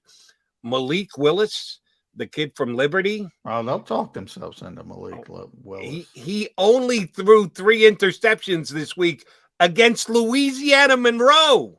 Do you think NFL defenses are a little tougher than the Louisiana Monroe defense that he threw 3 picks against this week? They got beat by Louisiana Monroe, did Liberty. Not good. Well, it is Liberty, but interestingly, by the way, so I just pulled up a mock draft. So this mock draft is from Pro Football Network. They have Matt Corral going number 2 overall, which is fine. This was probably last week. So they had the Eagles at 5, taking Kyer Elam, a cornerback from Florida, with one of their picks. But at one of their other picks, they haven't taken Malik Willis at 10, which now would be 8 or 9. So there's one example.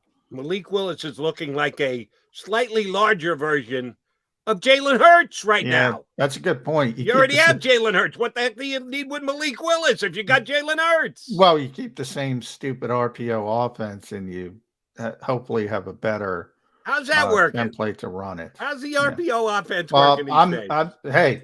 I'm the first to admit I hate that offense. I don't like college football because of that offense. I hate it. I hate watching it.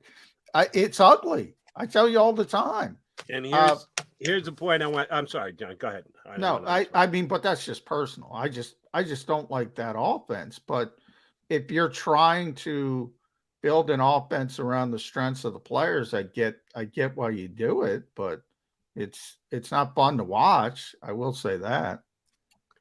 Here's the thing that dawned on me while I was watching football yesterday, and knowing that the Eagles are, let's say, undecided at quarterback right now. I don't think they've completely given up on Jalen Hurts as being their future quarterback.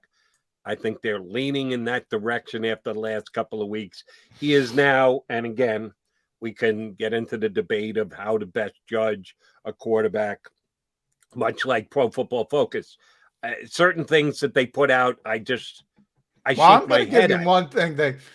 Can I give you one thing they put out that you're not going to agree with? Okay, go ahead. Because we're talking about quarterbacks, and they graded, Jalen Hurts pretty well to this point. He hasn't been terrible by any stretch of the imagination. So right now he's number 15. Guess who number 16 is? Jared Goff. No, Jared Goff is way down at 25. Number 16 is Dak Prescott. So they've got Jalen Hurts ahead of Dak Prescott. Yes. Okay, Pro Football Focus. Like I said, some of their things I understand and I agree with, and I say that's a good point. And other things I go, what the hell are they talking about? Can I tell you the reason? The reason is Dak Prescott has a terrible grade as a runner. The worst in football, coming off the injury. And Jalen Hurts as a runner, if he's not the best in football, I got to look at Lamar. He's even better than Lamar as far as efficacy goes. He's the best in football. So that's why I have the skew. Like as a thrower, Prescott is way ahead of Hurts, but not as far ahead as Hurts is of Prescott as a runner, which doesn't matter. So that's why you have this.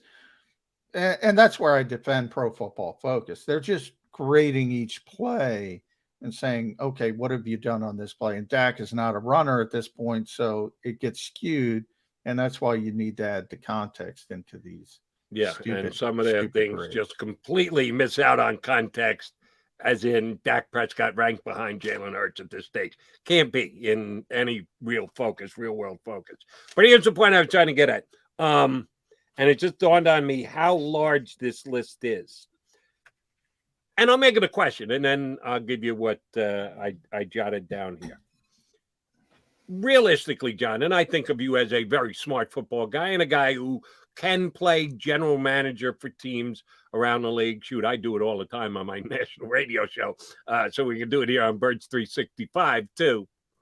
How many teams do you think there are in the league right now that you could make a serious argument for the fact that they need to make a change at the quarterback position and should be thinking about using a first-round pick on a new quarterback?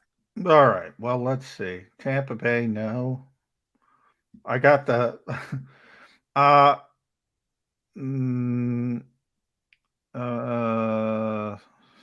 going down the list as we speak. Denver. Even though Teddy Bridgewater's been okay, obviously he's not the long-term answer. Philadelphia, Miami, certainly. The Giants, although, we talk about first round picks, there's an example of a team deferring to a first round pick, but that's understandable. New Orleans, Carolina, I think, is quickly souring on Sam Darnold. Detroit, we just talked about Jared Goff. San Francisco has Lance, so no. Jets are obviously sticking with Zach Wilson. Pittsburgh has to think about it. Houston has to think about it, assuming Deshaun Watson is not going to be there, as we all assume. And Washington has to think about it. All right, so here's the way I figure it. You tell me, I'll run through the teams that I think absolutely positively have to be considering a first-round quarterback, and feel free to go, no, Jody, they're good. You're overstating it. They're not a team that's going down that road. Eagles, 1. Giants, 2. Washington football team, 3. So 3 of the 4 teams in the division that can't run Dak Prescott guy, the only one who I think is pretty good going forward, Pro Football Focus. Falcons, sorry, Matty Ice fans. Panthers, Sam Darnold coming back to the pack. Oh, by the way, you're going to have to pay him. He's coming up on the end of the contract. They didn't do the extra year reinstatement thing, so you're going to need to get a deal done with Sam Darnold. Do you want to get a deal done with Sam Darnold? He marched them down the field, got the game tied yesterday, but he had to do it because he was so terrible for the first 3 quarters of the game, and he wasn't good against the Eagles last week either. So Sam Darnold doing Sam Darnold things. Saints, you going to go forward with Jameis? No. That's one of the debated ones. You think they want to go forward with Jameis as their quarterback? No. Yeah, no way. so Saints are going to be looking to upgrade a quarterback. Lions, how about Dan Campbell throwing Jared Goff under the bus yesterday? You think they need a new quarterback? I would say so. Broncos, unquestioned. Teddy Bridgewater, no more fitting a name in football. Bridgewater. Yep. That's all it is. He's a bridge quarterback until they can get their next actual quarterback. The Texans, Davis Mills. He's come. He had a good half. His first half filling in was good. He's come back significantly since. Sorry about that. And you and I agree. Steelers, Big Ben, just good enough. Got the job done last night. He's a shadow of his former self. They got to get their future quarterback. Add it up, John. That's 11. That's 11 teams in a 32-team league. That's more than a third of the league. Yeah. Needs to get a new quarterback this next year. Who are going to be the free agents who are going to hit the market? None that are guys you go, oh, my God, we got to get him. That's our guy. We're going to hitch our wagon to him. I think a lot of people are putting Denver together with Aaron Rodgers, and we'll see. I mean, we'll see how that shakes out. I don't think Russell Wilson's going anywhere. And those aren't even free agents. Those are trades. No, Deshaun Watson, maybe Russell Wilson because it was talked about, but it seems like they've mended fences and the like. And I'm with you. I think Aaron Rodgers will be traded next year. But that's trades. That's not free agents. Yeah, but that takes, I think Carolina or Miami are going to get Deshaun, one of those two. And I think Denver's going to get Rodgers, so that takes 2 off the board. Just 2 teams looking for a quarterback off the board. And then you haven't. And by the way, I didn't have Miami on the list because I still think Tua's going to be good enough. They lost again yesterday. They're 1-5 now. Tua didn't play in 3 of those 5 losses. Yesterday's loss was on his resume because he started the game, but I watched the game. They didn't lose because of Tua. He threw for over 300 yards. They asked him to throw it like 46 times. 46 passes. The guy just comes off the IR. Drop back and throw it 46 times with broken ribs. I think Tua is still their guy going forward.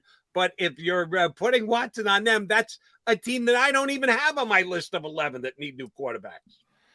Yeah, well, I think those are the 2 teams around the league people talk about is the most likely landing spots for Deshaun.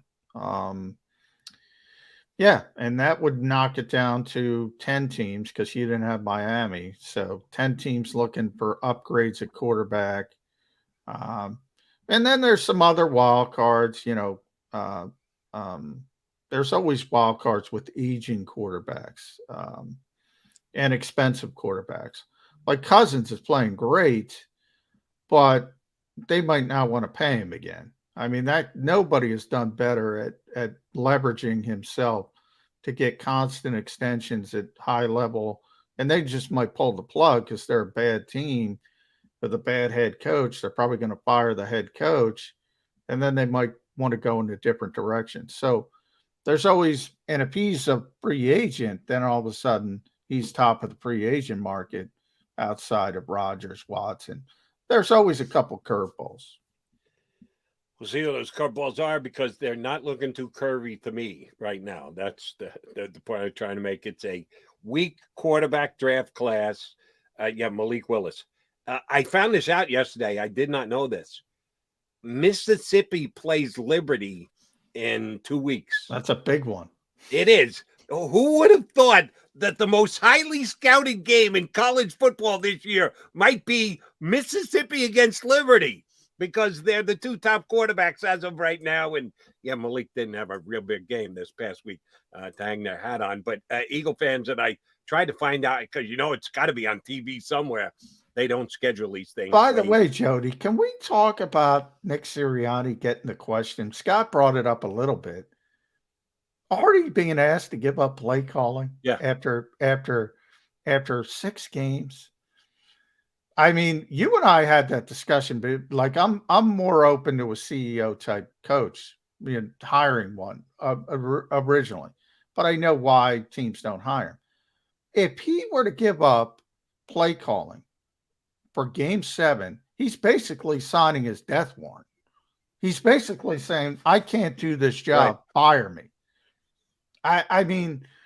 Look, I get why the question is asked, but I really don't think the people really think Nick Sirianni's going to give up. Like you're firing yourself if you do that in Game 7. Right, you're admitting defeat, and Nick Sirianni isn't about to do that. I'm with you. I get why someone would ask that question, which makes it a legitimate question, but it's one that you should full well know what the answer is going to be before you ever ask it. The answer is no. He's not going to give up play calling.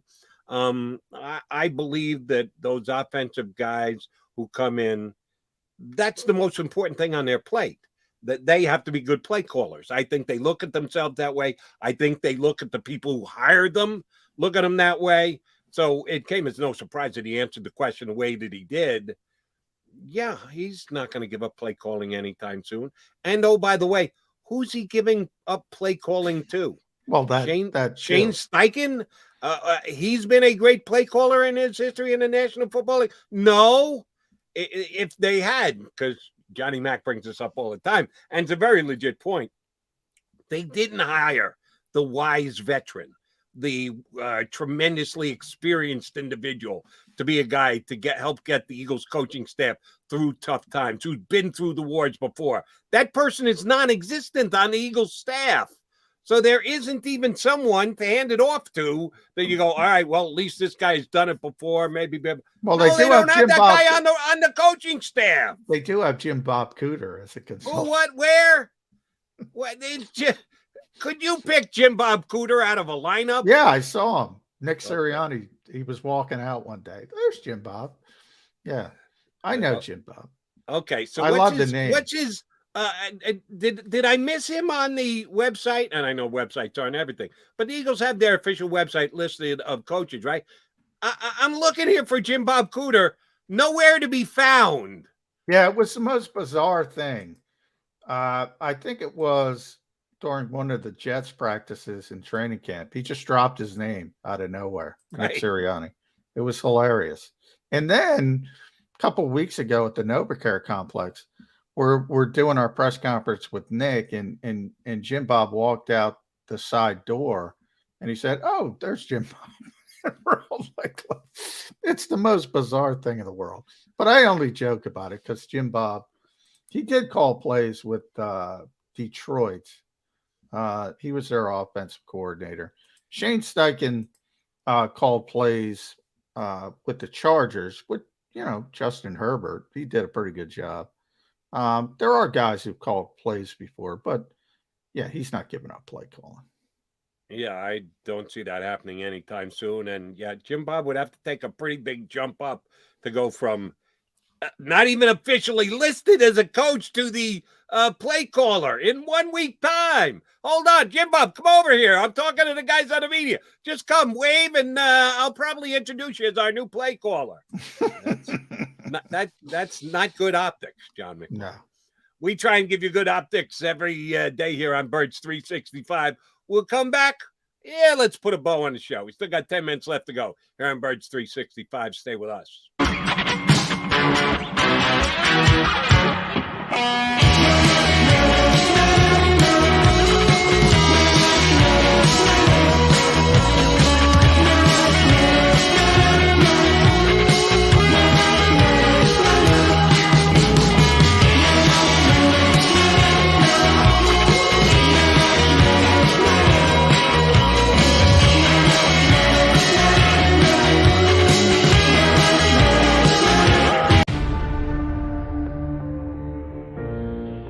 When it comes to the fight against insurance companies, large corporations, and the healthcare industry, injured victims are always the underdog.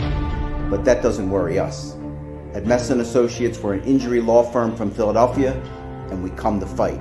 Our clients know that they've got representation with a chip on its shoulder, and it's the same chip that makes Philly the toughest city in the country. Call 215-568-3500 or visit us online at messalaw.com. Messa & Associates, the toughest injury firm in Philadelphia. At Stateside Vodka, every new customer gets the world's best rocks glass. Free. What's that? A rocks glass? You're telling me that bottle is cut in half? You could say that. Holy shit. And you're telling me I can get one of these glasses for free? That's right. One free rocks glass per customer with each first-time purchase of Stateside Vodka. So good, it just disappears. The International Brotherhood of Electrical Workers, Local Union 98, is a proud sponsor of The Labor Show with J. and Krause every Saturday night from 6 till 8 p.m. IBEW Local 98's highly trained and superbly skilled electricians are the best in the business, setting the highest safety standards in the electrical industry. So when you're planning your next industrial, commercial, or residential project, choose an IBEW Local 98 union contractor. Learn more at IBEW98.org. Go for the midnight dares. Go for the game. Go for the hits. Go for the fans. Go for the win. Go to Ocean Casino Resort. Book your trip at theoceanac.com.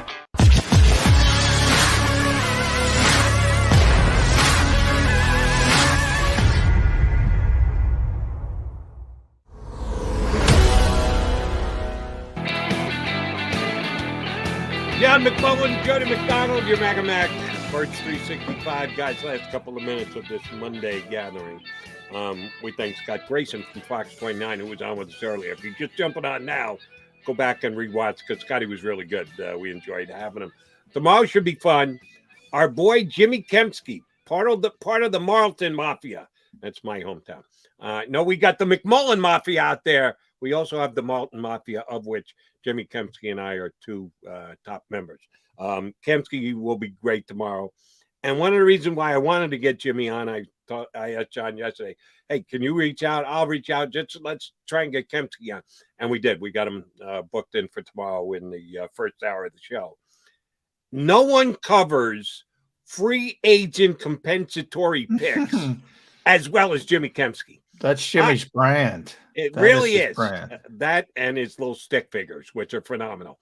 And I'll be honest, John, I've read that, Googled it and read it, how they come up with what the compensatory picks are. Probably 186 times. I could read it 187th time and I still wouldn't understand it. And somehow Kempski follows it and understands it and can explain it. And I've had him do it with me on the air before. And I appreciate it. And I hope the people understand, because even after Jimmy explains it, I still don't understand. But we'll get him on tomorrow, because that's one thing we haven't really touched on with the Zach Ertz trade. If they had just kept Zach Ertz, that would have counted as a guy who you could get a draft pick compensatory slot for. Now you got to lose more than you gain, and there's a lot to it. But Yeah. he would have been a free agent who is going to sign, my prediction here, a decent contract with a team that's upcoming off season, which means you could probably get compensatory status for him. And it may even be equivalent to a 5th-round pick. So it could even be a 4th-round pick, which means the Eagles would take less to not have him. And they could have kept him and got his services for the last 11 games of the season. So we'll get Kempsky up tomorrow to give us his best guess scenario with how that could have gone. And the problem with it is we'll never know because he's going to be a free agent, and I guess he's going to leave the Cardinals, and the Cardinals will be able to get that compensatory status. Now, the what people don't get about compensatory picks, and Jimmy, well, we'll leave it to Jimmy, but you're right. The first part, Zach would probably sign for a decent deal. He'd be eligible. But number one, you have to lose more players in free agency than you sign. Yeah. Now, typically, the Eagles, we've gone through this Super Bowl window where they thought they were contenders. They weren't signing people in free agency. In theory, this is all theory. They're going to have money. They're going to have the ability to target players. They're probably not going to be in that situation this year. In fact, it's more likely that they will sign more players than they will lose, and then it all goes out the window. You're not getting anything. So that's sort of the stuff. When Howie Roseman would weigh that stuff, and we'll get into it with Jimmy tomorrow, he knew they weren't signing anybody, and they were getting compensatory picks. This time, they're going to have money. They're going to be players. They're probably not going to be in that same conversation. Probably not, but I still contend that this team might, despite the objection of the general manager to the characterization of it in the press conference the other day, I think they're still going to sell. I think there's a couple of guys that could end up being dealt. I'll give you one, and here's a guy. You got your Pro Football Focus open? I got two guys. But I can open it. Go ahead. I want to ask you about two guys right now, one of which I just want to know how he's playing as per Pro Football Focus, and one as a potential projection for a guy who could be dealt. Avonte Maddox. Avonte's playing really well. Slot corner rating, or is he just part of the cornerback class? Just part of the cornerbacks. 18 of 116. Really well. Right. He's a free agent at the end of this year, right? Yes. So there's probably some pretty good teams that could use an upgrade at their slot cornerback, right? Yeah, but there's no sense keeping Avonte Maddox. If you're going to trade Zach Ertz, why wouldn't you trade Avonte Maddox? Well, Avonte Maddox is young. I think they like him as a player. Is he franchise tag worthy? No, but slot corners don't get paid like outside corners, so you don't have to worry about that. They can get Avonte Maddox at a decent number, and I think ultimately they will. Right, but couldn't they get him back from another team? Let's see, they traded him to pick a team, any team on the face of the planet. Oh, I see what you're doing. The Arizona Cardinals. You go to place for them, and then you re-sign him at the end of the year. Now, that's baseball thinking. That doesn't happen in the NFL. You can see your baseball background jumping out there. That's something you do in baseball. That doesn't happen. Is there a rule against it in the National Football League, or are we just judging it because it hasn't happened often before? Because it hasn't happened. Okay. I appreciate your thought. I like it. I think it's inventive. I think more NFL GMs should be willing to do things like that. Right. Zach Ertz said he's coming back. Zach Ertz is just playing renta for the Arizona Cardinals. You got to come back and get Harold Carmichael's record. He said, who knows what happens? He's not coming back. He's coming back to sign a one-day contract. You doing a shady thing? Yeah, exactly. Okay. The Eagles want Dallas Goedert. If they want Dallas Goedert, Zach Ertz is here. Dallas Goedert's not going to be happy. Zach Ertz isn't coming back. That's not a rental. They're certainly not going to do a rental with Avonte Maddox, a player they want, a player that's still young. If anything, they'll work out an extension early with Avonte Maddox. But slot corners get screwed in the NFL because they don't get paid. And they're really starters. But that's another conversation. Okay. When Dallas Goedert signs a free agent contract with the Denver Broncos, and all of a sudden the Eagles got no tight ends except Tyree Jackson, who John McMullen told us during practice, man, this guy is opening eyes. And Howie Roseman was buying into it big time, selling us on Tyree Jackson the other day. Yeah. Going to be the next star tight end of the Eagles. You're going to see him in a couple of weeks. He'll be back. I hope he's every bit what you and Howie promised him to be. But if Goddard is not here elsewhere, maybe he's going to be here. Dallas Goddard. Worst comes to worst, franchise tag. And it's not going to happen, but they'll work something. I think you're probably right. All right, and the one other guy I wanted you to look up real quick on Pro Football Focus before we wrap this bad boy. How is Landon Dickerson grading? Has he played enough to fall into the guard category? Not great. He's 50 of 73, but it's a hell of a lot better than where he was after week 1 when he was near the bottom. So he's getting incrementally better each week. We'll take that. Hopefully he has another good week here against the Raiders. All right, brother, we be out of time. Good show today. Your COVID day, you don't know yet. Wednesday, maybe.